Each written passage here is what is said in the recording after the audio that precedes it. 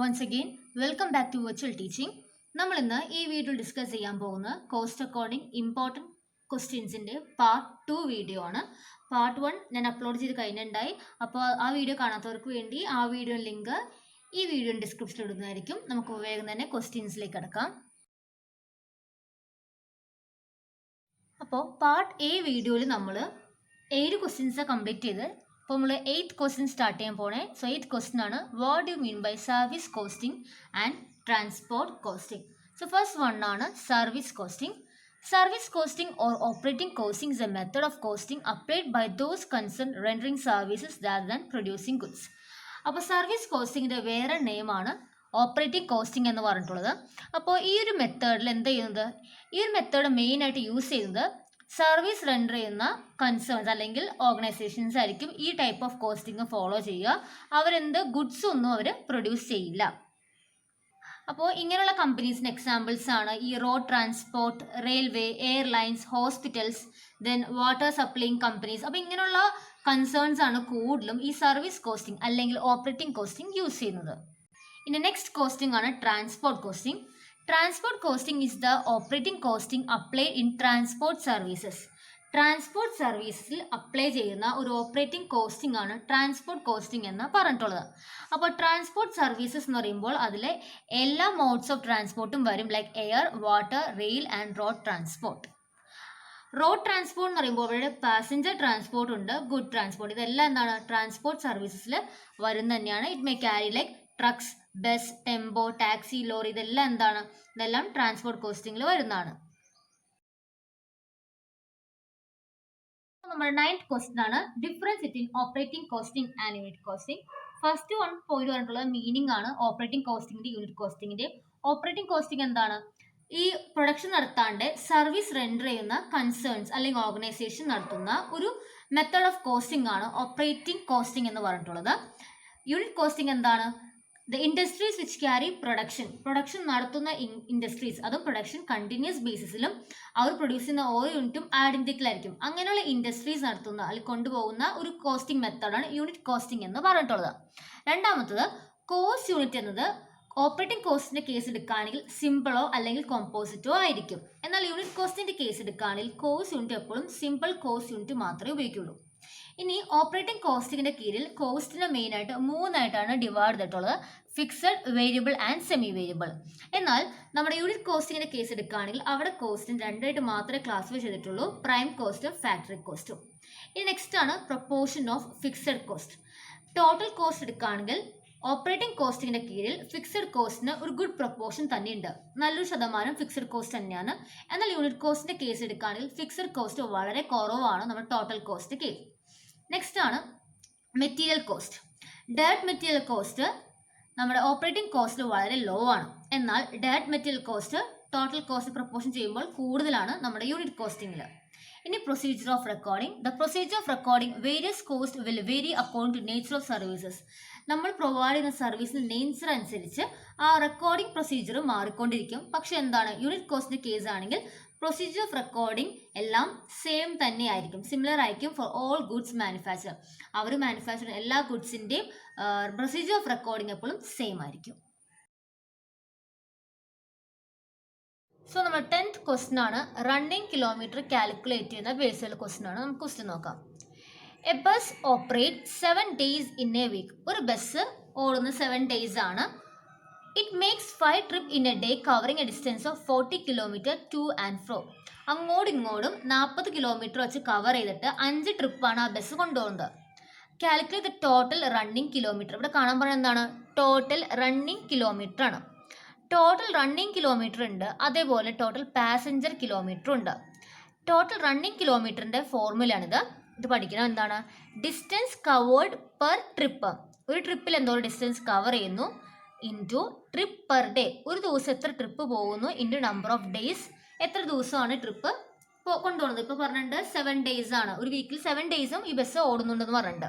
അപ്പോൾ എന്താണ് running kilometre equation, distance travel per trip into trip per day into number of days. ഇത് ചെയ്യുമ്പോൾ നമുക്ക് എന്ത് കിട്ടും, നമുക്ക് റണ്ണിങ് കിലോമീറ്റർ കിട്ടും. ഇവിടെ ഡിസ്റ്റൻസ് ട്രാവൽഡ് പെർ ട്രിപ്പ് എത്രയാണ്, ഡിസ്റ്റൻസ് ട്രാവൽ ചെയ്തിട്ടുള്ളത് 40 ആണ്, അങ്ങോട്ടും ഇങ്ങോട്ടും 40 ഇൻറ്റു എന്താണ് ട്രിപ്പ് പെർ ഡേ. ഒരു ദിവസം എത്ര ട്രിപ്പ് പോവും? 5 ട്രിപ്പ് പോവും. ഇൻറ്റു 5 ഇൻറ്റു പിന്നെ നമ്പർ ഓഫ് ഡേയ്സ്, എത്ര ഡേയ്സ് ആണ്? 7 ഡേയ്സ് ഇൻറ്റു 7 ചെയ്യുക. അപ്പോൾ 40 ഇൻറ്റു 5 ഇൻറ്റു 7 ചെയ്യുമ്പോൾ 1400 കിലോമീറ്റർ ആണ് ഇവിടുത്തെ റണ്ണിങ് കിലോമീറ്റർ. ക്ലിയർ ആയല്ലോ? സിമ്പിൾ അല്ലേ? അപ്പോൾ ആ ഒരു ഇക്വേഷൻ പഠിച്ചിട്ട് നമുക്ക് സിമ്പിളായിട്ട് ഇത് ചെയ്യാൻ പറ്റും.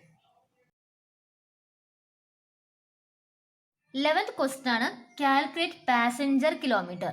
അപ്പോൾ പാസഞ്ചർ കിലോമീറ്റർ കാൽക്കുലേറ്റ് ചെയ്യാം. അതിന് നമുക്ക് ക്വസ്റ്റ്യൻ വായിച്ചു നോക്കാം.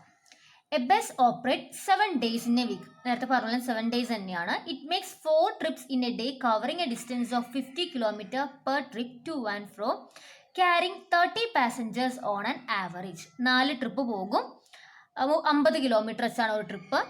30 പാസഞ്ചേഴ്സിനാണ് അവർ കൊണ്ടുപോകുന്നത്. Calculate total passenger kilometre. അങ്ങനെയാണെങ്കിൽ ടോട്ടൽ പാസഞ്ചർ കിലോമീറ്റർ എത്രയാണെന്ന് കാൽക്കുലേറ്റ് ചെയ്യാൻ പറഞ്ഞിട്ടുള്ളത്. പാസഞ്ചർ കിലോമീറ്ററിന്റെ ഇക്വേഷനിൽ ആകെ ഒരു അഡീഷണൽ എന്താണ്?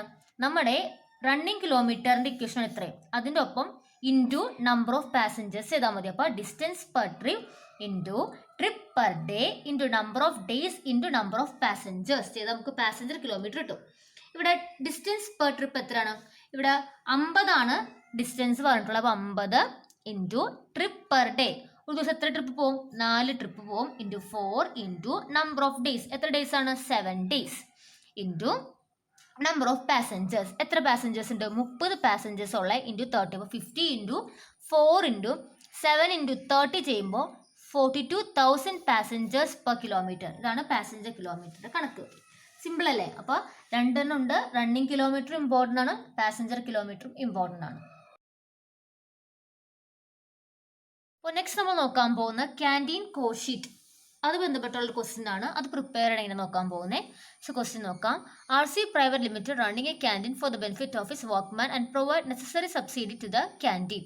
അപ്പോൾ ഒരു ക്യാൻറ്റീൻ നടത്തുന്നുണ്ട്. അപ്പോൾ ക്യാൻറ്റീനിലെ മാർച്ച് മാസത്തെ കാര്യങ്ങളാണ്, അവിടുത്തെ പർച്ചേസും കാര്യങ്ങളൊക്കെയാണ് നമുക്ക് കാണിച്ചിട്ടുള്ളത്. നമ്മുടെ കമ്മോഡിറ്റീസ് കുറേ തന്നിട്ടുണ്ട്. അതിൻ്റെ ക്വാണ്ടിറ്റിയും റേറ്റ് പെർ kg തന്നിട്ടുണ്ട്. Tea powder, sugar, milk, flour, oil, dal, potato, green vegetables അങ്ങനെയൊക്കെ. പിന്നെ എന്താണ്? പിന്നെ അതർ എക്സ്പെൻസ് തന്നിട്ടുണ്ട്. ആ മാസം വന്നിട്ടുള്ള വേറെ അല്ലറ ചില്ലറ expense like auto charge, salary to. പിന്നെന്താണ്? വേജസ് ഓഫ് 2 waiters, 2 waitersന്റെ വേജസ് തന്നിട്ടുണ്ട്. സൂപ്പർവൈസറിന്റെ സാലറി തന്നിട്ടുണ്ട്. ഫ്യൂവല്, ഗ്യാസ്, കോൾ അതിൻ്റെ കാശ് തന്നിട്ടുണ്ട്. പിന്നെ ടേബിൾ ക്ലോത്തും പിന്നെ ഡിപ്രീസിയേഷൻ്റെ വാല്യൂ വന്നിട്ടുണ്ട്. നമ്മളോട് പറഞ്ഞിട്ടുള്ളത് എന്താണ്? Operating cost prepare a operating cost sheet. ഇവിടെ ഏത് ഓപ്പറേറ്റിംഗ് കോസ്റ്റ് ഷീറ്റാണ് പ്രിപ്പയർ ചെയ്യേണ്ടത്? നമ്മുടെ ക്യാൻറ്റീനായിട്ട് ക്യാൻറ്റീൻ കോസ്റ്റ് ഷീറ്റാണ് പ്രിപ്പയർ ചെയ്യേണ്ടത്. അതുപോലെ തന്നെ എന്താണ്? Find out the cost per customer charge by the canteen. Assume that 3000 employees were working in a factory. 3000 employees ഈ ഫാക്ടറിയിൽ വർക്ക് ചെയ്യണമെന്ന് കരുതി എന്താണ്? ഓരോ കസ്റ്റമറിൻ്റെയും പെർ യൂണിറ്റ് ചാർജ് കാണാനാണ് പറഞ്ഞിട്ടുള്ളത്. അപ്പോൾ നമുക്ക് ആദ്യം പ്രിപ്പയർ എന്താണ്? ക്യാൻറ്റീൻ കോസ്റ്റ് ഷീറ്റാണ് നമ്മൾ ആദ്യം പ്രിപ്പയർ ചെയ്യേണ്ടത്. അപ്പോൾ ഇതാണ് ക്യാൻറ്റീൻ കോസ്റ്റ് ഷീറ്റിൻ്റെ format. Canteen cost sheet prepare ചെയ്യുമ്പോൾ നമ്മൾ മെയിനായിട്ട് ശ്രദ്ധിക്കേണ്ടത് ഇതിൽ 3 പാർട്ടുള്ളത്. ഒന്നാമത്തെ വെച്ച് കഴിഞ്ഞാൽ നമ്മുടെ വേജസ് ആൻഡ് സാലറി എന്നാണ് ഫസ്റ്റ് പാർട്ടിൻ്റെ പേര്. രണ്ടാമത്തെ പ്രൊവിഷൻ. പ്രൊവിഷൻ വെച്ച് കഴിഞ്ഞാൽ നമ്മൾ അവിടെ ഉപയോഗിക്കുന്നത് നമ്മൾ കിച്ചണിൽ യൂസ് ചെയ്യുന്ന കാര്യങ്ങൾ like tea powder, sugar, milk, potato, vegetables അങ്ങനത്തെ കാര്യങ്ങളൊക്കെ ഇല്ലേ, അങ്ങനത്തെയാണ് പ്രൊവിഷൻസ് എന്ന് പറഞ്ഞിട്ടുള്ളത്. മൂന്നാമത്തെയാണ് മിസ്ലീനിയസ് എക്സ്പെൻസസ്. മിസ്ലീനിയസ് എക്സ്പെൻസസ് എന്തൊക്കെ വരും? അവിടെ വരുന്നതാണ് ലൈക്ക് നമ്മുടെ ഈ കിച്ചൺ അല്ലാണ്ട് അതിലേക്ക് വേണ്ട സാധനങ്ങൾ വാങ്ങിക്കുന്ന സാധനങ്ങൾ ലൈക്ക് ഓട്ടോ ചാർജസ്, പിന്നെ ഡിപ്രീസിയേഷൻ, ടേബിൾ ക്ലോത്ത് അങ്ങനത്തെ കാര്യങ്ങളില്ലേ, ആ ക്യാൻറ്റീനിൽ കിച്ചണിൽ ബന്ധപ്പെട്ട് വരുന്ന സാധനങ്ങൾ. അപ്പോൾ അതൊക്കെയാണ് മിസ്ലീനിയസ് എക്സ്പെൻസസിൽ വന്നിട്ടുള്ളത്. ഇങ്ങനെ 3 കാറ്റഗറി ഡിവൈഡ് ചെയ്തിട്ടാണ് നമ്മൾ എന്ത് ചെയ്യേണ്ടത്? നമ്മുടെ ക്യാൻറ്റീൻ കോസ്റ്റ് ഷീറ്റ് പ്രിപ്പയർ ചെയ്യേണ്ടത്. സോ ഫസ്റ്റ് സെക്ഷൻ എന്താണ്? Wages and salary. Wages and സാലറിയിൽ എന്തൊക്കെ വരും നോക്കാം. ക്വസ്റ്റ്യൻ നോക്കാം. ഇവിടെ ഏതൊക്കെ വരും? ഇവിടെ ഇപ്പോൾ ഓട്ടോ ചാർജസ് വരില്ല വേജസ് ആൻഡ് സാലറിയിൽ. പക്ഷെ എന്ത് വരും? Salary to a cook 2400. Salary to cook നമുക്ക് എന്ത് ചെയ്യാം? വേജസ് ആൻഡ് സാലറി സെക്ഷനിൽ കാണിക്കാം. അതുപോലെ തന്നെ വേജസ് ഓഫ് 2 waiter. ഇവിടെ 2 വെയിറ്ററിൻ്റെ പറഞ്ഞിട്ടുള്ളത് ഈച്ച് 1500 ഈച്ച് എന്ന് പറയുമ്പോൾ എന്താണ്? 1500 ഇൻറ്റു 2 ചെയ്യണം. എന്നാൽ 2 വെയിറ്റേഴ്സിൻ്റെ കാശാവുള്ളൂ. 1500 2 ചെയ്യുമ്പോൾ 3000 കിട്ടും. പിന്നെ സൂപ്പർവൈസർ സാലറി ഉണ്ട് 3000. അപ്പോൾ ഇത്രയും കാണിക്കുമ്പോൾ നമ്മുടെ wages and salary section complete ആവാണ്. Cook, waiter, supervisor. എന്നിട്ട് എന്ത് ചെയ്യുക? ഈ 3 എമൗണ്ടും ആഡ് ചെയ്ത് നമ്മുടെ ടോട്ടൽ കോസ്റ്റിലേക്ക് കാണിക്കാം. ഇനി നെക്സ്റ്റ് സെക്ഷനാണ് പ്രൊവിഷൻ. പ്രൊവിഷനിലേക്ക് ഉൾപ്പെടുത്തുന്ന കാര്യങ്ങളാണ് ഇതെല്ലാം. Tea powder, sugar, milk, flour, oil, dal, potato, green vegetables. അപ്പോൾ നമ്മൾ കാണിക്കുമ്പോൾ എന്ത് ചെയ്യണം? നമ്മുടെ ക്വാണ്ടിറ്റിയുടെ ഒപ്പം റേറ്റ് മൾട്ടിപ്പിൾ ചെയ്തിട്ട് നമ്മൾ എന്ത് ചെയ്യാൻ കാണിക്കാൻ വേണ്ടി 4 × 100 400, 50 ഇൻറ്റു 16 800, 60 ഇൻറ്റു 15, അങ്ങനെ ഓരോ എമൗണ്ടും കൃത്യമായിട്ട് 60 50 എത്രയാണ് 900, അങ്ങനെ കൃത്യമായിട്ട് ഓരോ എമൗണ്ട് നമ്മൾ മൾട്ടിപ്പിൾ ചെയ്തിട്ട് വേണം കാണിക്കാൻ വേണ്ടി.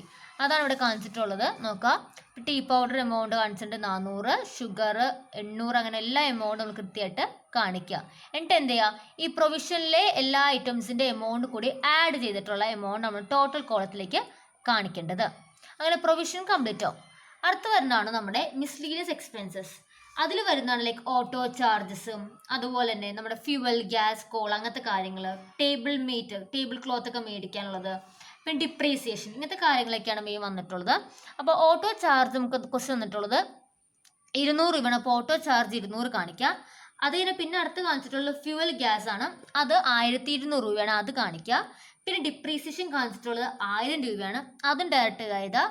ടേബിൾ ക്ലോത്തിൻ്റെ വില 540. നമുക്ക് ക്വസ്റ്റ്യനിലെല്ലാം തന്നിട്ടുണ്ട് കൃത്യമായിട്ട്. ഇതുപോലെ തന്നിട്ടുണ്ട് ഫ്യൂവലിൻ്റെ 1200, ടേബിൾ ക്ലോത്ത് 540, ഡിപ്രീസിയേഷൻ 1000, അങ്ങനെ എല്ലാ എമൗണ്ടും കൃത്യം തന്നിട്ടുണ്ട്. നമ്മൾ എന്ത് ചെയ്യുക, അത് അതിലേക്ക് ഇത് കാണിക്കുക. എന്നിട്ട് അതിൻ്റെ ടോട്ടൽ നമ്മൾ ഇവിടെ എമൗണ്ട് എത്തിയിട്ടുണ്ട്, അതാണ് വെട്ടിക്കളഞ്ഞിട്ടുള്ളത്. നമ്മൾ നേരെ ഈ എമൗണ്ട് ഈ കോളത്തിൽ കാണിക്കുക. എന്നിട്ട് ഇതിൻ്റെ ടോട്ടൽ ഇതാ. ഇത് ലാസ്റ്റ് സ്റ്റെപ്പ് എന്താണ്, നമ്മൾ ടോട്ടൽ ഓപ്പറേറ്റിംഗ് കോസ്റ്റ് കാണുമ്പോൾ നമ്മൾ എന്ത് ചെയ്യണം, നമ്മുടെ ഈ ടോട്ടൽ എമൗണ്ട് 8400 പ്ലസ് 6960 പ്ലസ് 2940, ഈ 3 എമൗണ്ട് ആഡ് ചെയ്തിട്ട് വരുന്ന total amount total operating cost എന്നത് ദാറ്റ് ഈസ് 18,300.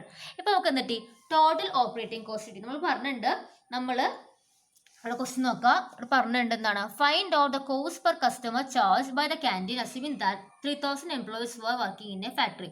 ആ ഫാക്ടറിയിൽ 3000 എംപ്ലോയീസ് ഉണ്ടെന്നാണ് പറഞ്ഞിട്ടുള്ളത്. അപ്പോൾ നമ്മൾ കോസ്റ്റ് പെർ വർക്കർ കാണാൻ ഇക്വേഷനാണ് total expenditure by number of workers. Total expenditure ആണ് ഈ ടോട്ടൽ ഓപ്പറേറ്റിംഗ് കോസ്റ്റ് എന്ന് പറഞ്ഞിട്ടുള്ളത്. അപ്പോൾ നോക്കാം, ടോട്ടൽ എക്സ്പെൻഡിച്ചർ എത്രയാണ്, ടോട്ടൽ ഓപ്പറേറ്റിംഗ് കോസ്റ്റ് തന്നെയാണ്, അത് 18,300. അപ്പോൾ total expenditure by total workers എത്രയാണ് 3000. 18,300 ബൈ 3000 ചെയ്യുമ്പോൾ 6.10 ആണ് നമ്മുടെ ടോട്ടൽ പെർ യൂണിറ്റ് കോസ്റ്റ് വന്നിട്ടുള്ളത് 6 രൂപ 10 പൈസ. അപ്പോൾ ഇതിങ്ങനെയാണ് നമ്മൾ എന്ത് ചെയ്യേണ്ടത്, ക്യാൻറ്റീൻ കോസ്റ്റ് ഷീറ്റ് പ്രിപ്പയർ ചെയ്യേണ്ടത്. ഞാൻ ക്ലിയർ ആയെന്ന് കരുതുന്നു. അപ്പോൾ ഓർക്കണം, ക്യാൻറ്റീൻ കോസ്റ്റിൽ 3 സെക്ഷൻസ് ഉള്ളത്. അപ്പോൾ തന്നെ നമുക്ക് സിമ്പിൾ ചെയ്യാൻ പറ്റും, wages and salary, provision and miscellaneous expenses. So നമ്മുടെ നെക്സ്റ്റ് ക്വസ്റ്റ്യൻ ആണ്, എന്താണ് പ്രോസസ് കോസ്റ്റിംഗ് എന്നത്. The process costing is a method of costing applied in those undertaking where the process of production can be divide to distinct stages. അപ്പോൾ എന്താണ് process costing വെച്ച് കഴിഞ്ഞാൽ, ചില അണ്ടർടേക്കിങ്ങിൽ എന്താണ്, ചില കമ്പനീസിൽ പ്രൊഡക്ഷനിൽ ഓരോ പ്രോസസ്സിനെയും ഡിവൈഡ് ചെയ്തിട്ടുണ്ട്. പ്രൊഡക്ഷൻ്റെ പല സ്റ്റേജ് ആയിട്ട് ഇതിനെ ഡിസ്റ്റിനെ ഡിവൈഡ് ചെയ്തിട്ടുണ്ട്. എന്നിട്ട് ഓരോ പ്രോസസ്സിൻ്റെ കോസ്റ്റ് സെപ്പറേറ്റ് ആയിട്ട് അക്യുമുലേറ്റ് ചെയ്യുകയാണെങ്കിൽ അങ്ങനെയുള്ള ടൈപ്പ് ഓഫ് കോസ്റ്റിംഗ് ആണ് പ്രോസസ് കോസ്റ്റിംഗ് എന്ന് പറഞ്ഞിട്ടുള്ളത്. അപ്പോൾ പ്രോസസ് കോസ്റ്റിംഗ് എന്ത് ചെയ്യുന്നു, നമ്മുടെ ഫുൾ പ്രൊഡക്ഷനിൽ ഓരോ സ്റ്റേജ് ഡിവൈഡ് ചെയ്തിട്ട് ഓരോ സ്റ്റേജിൻ്റെയും കോസ്റ്റ് നമ്മൾ അക്യുമുലേറ്റ് അല്ലെങ്കിൽ അസർട്ടൈൻ ചെയ്യുകയാണെങ്കിൽ അതാണ് പ്രോസസ് കോസ്റ്റിംഗ് എന്ന് പറഞ്ഞിട്ടുള്ളത്. സോ നമ്മുടെ നെക്സ്റ്റ് ക്വസ്റ്റ്യൻ ആണ്, what are the features of process costing. First one ആണ്, പ്രോസസ് കോസ്റ്റിംഗ് അപ്ലൈ ചെയ്യണമെങ്കിൽ ആ ഒരു കമ്പനിക്ക് കണ്ടിന്യൂസ് പ്രൊഡക്ഷൻ ഉണ്ടായിരിക്കണം. രണ്ടാമത്തെയാണ്, കണ്ടിന്യൂസ് പ്രൊഡക്ഷൻ ഉണ്ടായാൽ മാത്രം കാര്യമില്ല, അവിടെ ഡിസ്റ്റിൻറ്റ് സ്റ്റേജ് ഓഫ് പ്രൊഡക്ഷൻ ഉണ്ടാവണം. പ്രൊഡക്ഷനിൽ നമുക്ക് പല സ്റ്റേജ് ഡിവൈഡ് ചെയ്യാൻ സാധിക്കണം. മൂന്നാമത്തെയാണ്, പ്രൊഡക്ഷൻ ചെയ്യേണ്ട പ്രൊഡക്റ്റ് എന്താണ്, ഐഡന്റിക്കൽ പ്രൊഡക്ട്സ് ആയിരിക്കണം. ഐഡന്റിക്കൽ പ്രൊഡക്ട്സും കണ്ടിന്യൂസ് ഫ്ലോയിൽ തന്നെ പ്രൊഡ്യൂസ് ചെയ്താൽ മാത്രമേ നമുക്ക് എന്ത് ചെയ്യാൻ പറ്റൂ, പ്രോസസ് കോസ്റ്റിംഗ് അപ്ലൈ ചെയ്യാൻ സാധിക്കുള്ളൂ. നാലാമത്തെ പോയിന്റ് ആണ്, separate account for each process. ഓരോ പ്രോസസ്സിനും സെപ്പറേറ്റ് അക്കൗണ്ട് കീപ്പ് ചെയ്യാൻ സാധിക്കണം. നെക്സ്റ്റ് ആണ് എന്താണ്, പ്രോസസ് അക്കൗണ്ട് എന്ന് പറയുമ്പോൾ അവിടെ ഒരു പ്രോസസ്സ് ഉണ്ടാക്കുന്ന ഔട്ട്പുട്ട് നെക്സ്റ്റ് പ്രോസസ്സിന്റെ ഇൻപുട്ടായി മാറണം. ഇപ്പോൾ പ്രോസസ് 1ൽ കിട്ടുന്ന ഔട്ട്പുട്ട് എന്താണ്, പ്രോസസ് 2ന്റെ ഇൻപുട്ടായി മാറണം. എന്നാൽ മാത്രമേ അവിടെ പ്രോസസ് അക്കൗണ്ടിങ് ആക്ടിവേറ്റ് ആവുള്ളൂ. നെക്സ്റ്റ് ആണ്, നമുക്ക് എന്താണ്, ഓരോ സ്റ്റേജിലും ഓരോ പ്രോസസ്സിലും ക്വാണ്ടിറ്റി എന്തോരം കോസ്റ്റ് ഉണ്ടെന്ന് റെക്കോർഡ് ചെയ്യാൻ വേണ്ടി സാധിക്കും. ഏഴാമത്തെയാണ് എന്ത്, നമ്മുടെ പ്രോസസ് അക്കൗണ്ടിങ് പ്രിപ്പയർ ചെയ്യുമ്പോൾ അവിടെ എന്തുണ്ടാവും, അറേസിങ് നോർമൽ ആയിട്ടുള്ള ലോസും അതുപോലെ തന്നെ അബ്നോർമൽ ആയിട്ടുള്ള ലോസും ഗെയിൻ എല്ലാം അവിടെ അറേസ് ചെയ്തിരിക്കും. പിന്നെ അതുപോലെ തന്നെ ഓരോ പ്രോസസ് കഴിയുമ്പോൾ നമുക്ക് അവിടെ ബൈ പ്രൊഡക്ട്സോ അല്ലെങ്കിൽ ജോയിന്റ് പ്രൊഡക്ട്സോ കിട്ടുന്നതായിരിക്കും. സോ നമ്മുടെ 15th ക്വസ്റ്റ്യൻ ആണ്, valuation of abnormal loss. Abnormal loss എങ്ങനെയാണ് വാല്യൂ ചെയ്യുന്നത്. അപ്പോൾ നമുക്കിവിടെ ക്വസ്റ്റ്യനിൽ 2 പ്രോസസ്സ് തന്നിട്ടുള്ളത്, process A and process B. Process എയിൽ നമുക്ക് ലേബറിന് എമൗണ്ട് 6000, പ്രോസസ് ബിയുടെ 4000, ഡയറക്റ്റ് എക്സ്പെൻസ് തന്നിട്ടുണ്ട്, ഇൻഡയറക്റ്റ് എക്സ്പെൻസ് തന്നിട്ടുണ്ട്, അതുപോലെ ആക്ച്വൽ ഔട്ട്പുട്ട് തന്നിട്ടുണ്ട്, നോർമൽ വേസ്റ്റേജ് നോക്കാം 10%ഉം 10%ഉം, സ്ക്രാപ്പ് വാല്യൂ ₹4, ₹5, അതേപോലെ ആക്ച്വൽ ഔട്ട്പുട്ടിൻ്റെ എമൗണ്ട് ഇമ്പോർട്ടൻ്റ് ആണ് 900, 800. വളരെ സിമ്പിൾ ക്വസ്റ്റൻ ആണത്. 1000 units are introduce to process A at a cost of 17 per unit. Prepare process account and wastage account. അപ്പോൾ നമുക്ക് എന്താണ്, പ്രോസസ് എയിലേക്ക് 1000 യൂണിറ്റ് ഇൻട്രൊഡ്യൂസ് ചെയ്തിട്ടുണ്ട്, 17 രൂപ പെർ യൂണിറ്റ് വെച്ചിട്ട് എന്നുകൂടിയും പറഞ്ഞിട്ടുണ്ട്. അപ്പം നമ്മൾ ഇവിടെ പ്രിപ്പയർ ചെയ്യാൻ പോകുന്നത്, ആദ്യം പ്രിപ്പയർ ചെയ്യാൻ പോകുന്നത് പ്രോസസ് അക്കൗണ്ട് ആണ്. പ്രോസസ് അക്കൗണ്ട് പ്രിപ്പയർ ചെയ്യുമ്പോൾ നമ്മൾ ശ്രദ്ധിക്കണം, നമ്മൾ 2 പ്രോസസ് അക്കൗണ്ട് പ്രിപ്പയർ ചെയ്യേണ്ടത്. ഒന്നാമത്തെ പ്രോസസ് അക്കൗണ്ട് ഫോർ എ, രണ്ടാമത്തെ പ്രോസസ് അക്കൗണ്ട് ഫോർ ബി. ഇനി പ്രോസസ് അക്കൗണ്ട് ഫോർമാറ്റ് വളരെ സിമ്പിളാണ്, ജസ്റ്റ് ഞാനൊന്ന് കാണിച്ചു തരാം. അപ്പോൾ ഇതാണ് പ്രോസസ് അക്കൗണ്ട് ഫോർമാറ്റ് എന്ന് പറഞ്ഞിട്ടുള്ളത്. അപ്പോൾ നമുക്ക് particular cost per unit column വേണം, amount, particular cost per unit amount. First എഴുതേണ്ടത് ഡയറക്റ്റ് മെറ്റീരിയൽ ആണ്, പിന്നെ ഡയറക്റ്റ് ലേബർ, ഡയറക്റ്റ് എക്സ്പെൻസസ്, പിന്നെ ഫാക്ടറി ഓവർഹെഡ്. അങ്ങനെ നമ്മുടെ ക്വസ്റ്റിലുള്ള എല്ലാ കാര്യങ്ങളും എഴുതുന്നത് ഇവിടെയാണ് നമ്മൾ എഴുതുന്നത്. പിന്നെ ഇതെന്താണ്, നമുക്ക് ബാലൻസ് കിട്ടുന്ന എമൗണ്ട് ഇല്ലേ, അതാണ് ഇവിടെ എഴുതുന്നത്. അതാണ് ട്രാൻസ്ഫർ ടു നെക്സ്റ്റ് പ്രോസസ്. നമ്മൾ നേരത്തെ പറഞ്ഞിട്ടുണ്ടായി ഒരു പ്രോസസ്സിലെ എന്താണ് ഔട്ട്പുട്ടാണ് അടുത്ത പ്രോസസ്സിലെ ഇൻപുട്ട് എന്ന്. അപ്പോൾ നമ്മൾ എന്ത് ചെയ്യണം, നെക്സ്റ്റ് പ്രോസസ്സിലേക്ക് ഇതിൻ്റെ ഔട്ട്പുട്ട് നമ്മൾ ട്രാൻസ്ഫർ ചെയ്യണം. ഓക്കെ, അപ്പോൾ ഇതാണ് പ്രോസസ് അക്കൗണ്ടിൻ്റെ ഫോർമാറ്റ് എന്ന് പറയുന്നത്. നമുക്കപ്പോൾ വേഗം തന്നെ ആ ക്വസ്റ്റ്യൻ ചെയ്യാം. അപ്പോൾ നമ്മൾ ആദ്യം പ്രിപ്പയർ ചെയ്യാൻ പോകുന്നത് പ്രോസസ് എയുടെ അക്കൗണ്ട് ആണ്. ഇവിടെ ക്വസ്റ്റ്യനിൽ പറഞ്ഞിട്ടുണ്ട് എന്താണ്, 1000 unit are introduce to process A at a cost of 17 per unit. 1000 units introduce ചെയ്തിട്ടുണ്ട്. അപ്പോൾ യൂണിറ്റിൻ്റെ വാല്യൂവിൽ നമ്മൾ എന്താ 1000 എഴുതുക. എന്നിട്ട് എന്ത് എഴുതണം, ഇവിടെ എത്ര രൂപയാണ്, 1000 ഇൻറ്റു 17 ചെയ്യുമ്പോൾ 17,000 ആണ് ടോട്ടൽ കോളത്തിൽ കാണിക്കുന്നത്. അതാണ് മെറ്റീരിയലിൻ്റെ എമൗണ്ട്. ഫസ്റ്റ് തന്നെ മെറ്റീരിയൽ ഇൻട്രൊഡ്യൂസ് ചെയ്തെന്ന് പറഞ്ഞിട്ടുണ്ടെങ്കിൽ അത് നമ്മൾ കാണിച്ചു. ഈ നെക്സ്റ്റ് നമ്മുടെ ക്വസ്റ്റ്യൻ തന്ന പോലെ നേരെ എഴുതി വെച്ചാൽ മതി. ലേബർ 6000, നമ്മൾ എന്ത് ചെയ്താൽ ലേബറിന് എഴുതി 6000 കാണിക്കാം. ഡയറക്റ്റ് എക്സ്പെൻസസ് 2000, ഡയറക്റ്റ് എക്സ്പെൻസസ് 2000 കാണിച്ചു. നെക്സ്റ്റ് എന്താണ് വേറെ ഉള്ളത്, ആക്ച്വൽ ഔട്ട്പുട്ട്, നോർമൽ വേസ്റ്റേജ് ഒക്കെയാണ് എഴുതേണ്ട ആവശ്യമില്ല. ഇനി നമ്മൾ നോക്കണം എന്താണ്, ഇപ്പോൾ നമ്മുടെ ടോട്ടൽ എല്ലാ കാര്യങ്ങളും എഴുതി കഴിഞ്ഞു. ഇത് നമ്മൾ ശ്രദ്ധിക്കേണ്ടത് വെച്ച് കഴിഞ്ഞാൽ, നമുക്ക് ഇപ്പോൾ എത്രയാണ് യൂണിറ്റ് കിട്ടിയത്, നമ്മൾ ഈ സൈഡ് ആഡ് ചെയ്തപ്പോൾ നമുക്ക് കിട്ടിയ ടോട്ടൽ യൂണിറ്റ് 1000 ആണ്. പക്ഷേ ഇവിടെ കൊടുത്തേക്കുന്നത് എന്താണ്, പ്രോസസ് എയുടെ ആക്ച്വൽ ഔട്ട്പുട്ട് വന്നിരിക്കുന്നത് 900 യൂണിറ്റ് മാത്രമാണ്. അപ്പോൾ 1000ൽ നിന്ന് ഒരു 100 കുറവുണ്ട് അല്ലേ. ഇങ്ങനെ ജസ്റ്റ് ഇങ്ങനെ 100 കുറവ് വരികയാണെങ്കിൽ, അങ്ങനെ കുറവ് നമുക്ക് ആൻസർ കിട്ടിയത് 1000, ആക്ച്വൽ ഔട്ട്പുട്ടിൽ 900. അപ്പോൾ അവിടെ വ്യത്യാസം വന്നിട്ടുണ്ട്. എത്ര ഗ്യാപ്പ്, 100. ഈ 100 ആണ് എന്ത്, നമ്മുടെ നോർമൽ വേസ്റ്റേജ് എന്ന് പറഞ്ഞിട്ടുള്ളത്. അങ്ങനെ നോർമൽ വേസ്റ്റേജ് വരാണെങ്കിൽ ആ 100 കാണിക്കുന്നത് നമ്മളിവിടെയാണ് നോർമൽ വേസ്റ്റേജ് എഴുതി യൂണിറ്റ് 100 കാണിക്കാം. ഇനി നമുക്കിവിടെ സ്ക്രാപ്പ് വാല്യൂ എന്നുണ്ട്. ഇങ്ങനെ വേസ്റ്റേജ് വരാണെങ്കിൽ അതിന് എത്ര രൂപ വെച്ചാണ് യൂണിറ്റ് കൊടുക്കേണ്ടത്. ഇപ്പോൾ 100 യൂണിറ്റ് ആണ് ഇവിടെ വേസ്റ്റ് വന്നത്, അതിന് ഒരു യൂണിറ്റ് 4 രൂപ വെച്ചാണ്. എല്ലാ കോസ്റ്റിലും സ്ക്രാപ്പ് വാല്യൂ എന്നുണ്ട്. അപ്പോൾ എന്ത് ചെയ്യണം, 100 × 4 ചെയ്യുമ്പോൾ നമുക്ക് ടോട്ടൽ കോസ്റ്റ് ആയിട്ടുള്ള 400 കിട്ടും. ഇപ്പോൾ നമുക്ക് എന്ത് കിട്ടി, നോർമൽ വേസ്റ്റേജ് കിട്ടി. ഇത് നമ്മൾ ചുമ്മാ ബാലൻസ് ചെയ്യാം. ബാലൻസ് ചെയ്യുമ്പോൾ ഇവിടെ ബാക്കി വരുന്നത് എത്രയാണ്, 1000 ബാക്കി വരുന്നത് 900 ആണ്, ഇവിടെ 27,000 ആണ്. ഈ എമൗണ്ട് ഈ ബാലൻസ് എമൗണ്ട് നമ്മൾ പ്രോസസ് ബിയിലേക്ക് ട്രാൻസ്ഫർ ചെയ്യണം. ജസ്റ്റ് നമ്മൾ ബാലൻസ് ചെയ്യുമ്പോൾ ബാക്കി വരുന്ന എമൗണ്ട് ഇല്ലേ, അതാണ് 900ഉം 27,000. നമ്മൾ എന്ത് ചെയ്യുക, പ്രോസസ് ബിയിലേക്ക് നമ്മൾ ട്രാൻസ്ഫർ ചെയ്യുക ആസ് എൻ ഇൻപുട്ട്. ഇതിൻ്റെ ഔട്ട്പുട്ടാണിത്, നമ്മളിത് ഇൻപുട്ടായി ട്രാൻസ്ഫർ ചെയ്യും. ഇവിടെ ആകെ നോക്കേണ്ടത് ഈ നോർമൽ വേസ്റ്റേജ് മാത്രം. എന്താണ്, നമ്മുടെ യൂണിറ്റ് 1000 ആണ്, പക്ഷേ ഔട്ട്പുട്ട് വന്നത് 900ഉം. ഇതാണ് നോർമൽ വേസ്റ്റേജ് തരാൻ കാരണം. നെക്സ്റ്റ് പ്രിപ്പയർ ചെയ്യുമ്പോൾ അക്കൗണ്ടാണ് പ്രോസസ് ബി അക്കൗണ്ട്. നമ്മൾ എന്ത് ചെയ്യണം, നമ്മുടെ പ്രോസസ്സ് ചെയ്യുന്ന ട്രാൻസ്ഫർ ചെയ്ത എമൗണ്ട് കാണിക്കുക, 900ഉം 27,000ഉം. ഇനി നമ്മുടെ ക്വസ്റ്റൻ എന്നുള്ള items labour, direct expense, indirect expense എഴുതാം. ഇപ്പോൾ ലേബർ നോക്കുക 4,000, 3,000, 3,710. ആ എമൗണ്ട് തന്നെയാണ് ഇവിടെ കൊടുത്തിട്ടുള്ളത്. നമ്മൾ എന്ത് ചെയ്യുക, ഈ എമൗണ്ട് എല്ലാം നമ്മൾ എന്ത് ചെയ്യുക, നമ്മൾ ട്രാൻസ്ഫർ ചെയ്യുക. Labour, direct expense and indirect expense എല്ലാം എഴുതി. ക്വസ്റ്റൻ പറഞ്ഞിട്ടുണ്ട് നോർമൽ വേസ്റ്റേജ് എന്നത് 10% ഇപ്പോൾ നമ്മുടെ 1000ന് 10% ചെയ്തപ്പോൾ 900 കിട്ടി. അതേപോലെ തന്നെ എന്താണ്, പ്രോസസ് ബിയുടെ നോർമൽ വേസ്റ്റേജ് 10% വന്നിട്ടുള്ളത്. നമ്മളപ്പോൾ നോർമൽ വേസ്റ്റേജ് കാണുമ്പോൾ എന്തിൻ്റെ 10% കണ്ടത്, പ്രോസസ് ബിയുടെ കയ്യിലുള്ള ടോട്ടൽ യൂണിറ്റിൻ്റെ 10%ആണ് കണ്ടത്. പ്രോസസ് ബിയുടെ കയ്യിലാകെ ഉള്ളത് 900 ആണ്. 900ൻ്റെ 10% ചെയ്യുമ്പോൾ കിട്ടുന്ന എത്രയാണ്, 900 ഇൻറ്റു എന്ത് ചെയ്യുക, ഇൻറ്റു 10/100 ചെയ്യുക. 900 ഇൻറ്റു 10/100 ചെയ്യുക. അപ്പോൾ നമുക്ക് കിട്ടുന്നത് 90 ആണ് കിട്ടുന്നത്. 90 ആണ് നമ്മളിവിടെ നോർമൽ വേസ്റ്റേജ് വന്നിട്ടുള്ളത്. ഇനി നമ്മൾ എന്ത് ചെയ്യുക, 90 നമുക്ക് സ്ക്രാപ്പ് വാല്യൂ വെച്ച് മൾട്ടിപ്പിൾ ചെയ്യണം. ഇവിടെ സ്ക്രാപ്പ് വാല്യൂ വന്നിട്ടുള്ളത് ₹5 ആണ്. അപ്പോൾ 90 × 5 ചെയ്യും. നമ്മൾ അത് ചെയ്യുമ്പോൾ നമുക്ക് കിട്ടുന്നത് 90 × 5 ആകുമ്പോൾ 450 കിട്ടും. ഇപ്പോൾ നമുക്ക് എന്ത് കിട്ടി? നമുക്കപ്പോൾ നമ്മുടെ നോർമൽ വേസ്റ്റിന്റെ എല്ലാ കാര്യം കിട്ടി. ഇനി നമ്മൾ എന്ത് നോക്കണം? നമ്മുടെ ആക്ച്വൽ പ്രൊഡക്ഷൻ എത്രയാണ് ഔട്ട്പുട്ട് നോക്കണം. ഇവിടെ ആക്ച്വൽ ഔട്ട്പുട്ട് വന്നിട്ടുള്ളത് 800 ആണ് വന്നിട്ടുള്ളത്. ഇപ്പോൾ 900 യൂണിറ്റ്സ് ഉണ്ടായി നമ്മുടെ കയ്യിൽ ബീഡയിൽ. അതിൽ നിന്ന് നമ്മുടെ 90 യൂണിറ്റ്സ് പോയി കഴിഞ്ഞു.